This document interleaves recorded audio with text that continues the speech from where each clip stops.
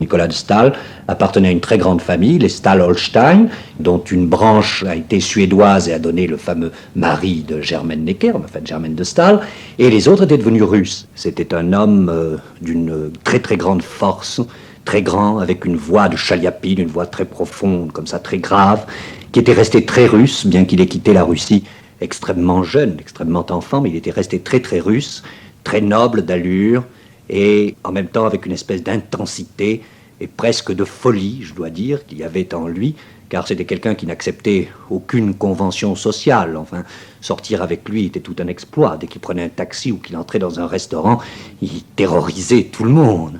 Mais ceci dit, avec une espèce de générosité de cœur et de gentillesse extraordinairement profonde.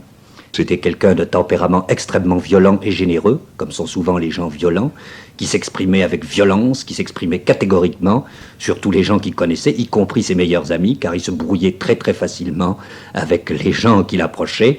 Cependant, il était capable aussi de très grande fidélité.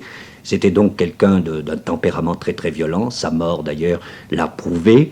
C'était quelqu'un qui aimait profondément la vie et qui en même temps éprouvait le désespoir de la vie, qui avait certainement une espèce d'angoisse, mais d'angoisse qui n'est pas la nôtre, si vous voulez, qui était quelque chose de beaucoup plus vaste, beaucoup plus russe, si je puis dire. C'était quelqu'un qui avait des habitudes de vie tout à fait étranges, qui au fond ne sont pas tellement étranges, si vous voulez, dans les milieux artistes, mais qui aux yeux des bourgeois peuvent passer pour tels.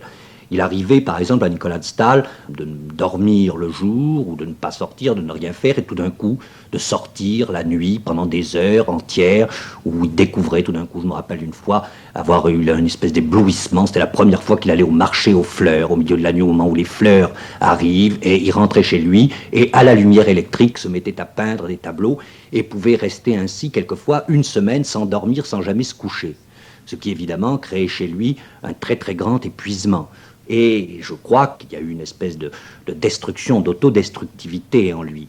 Ce mélange, si vous voulez, à la fois de force, de besoin de dépenser sa vie par tous les moyens, et en même temps une certaine angoisse, un certain désespoir, dont on peut retrouver des traces dans sa peinture.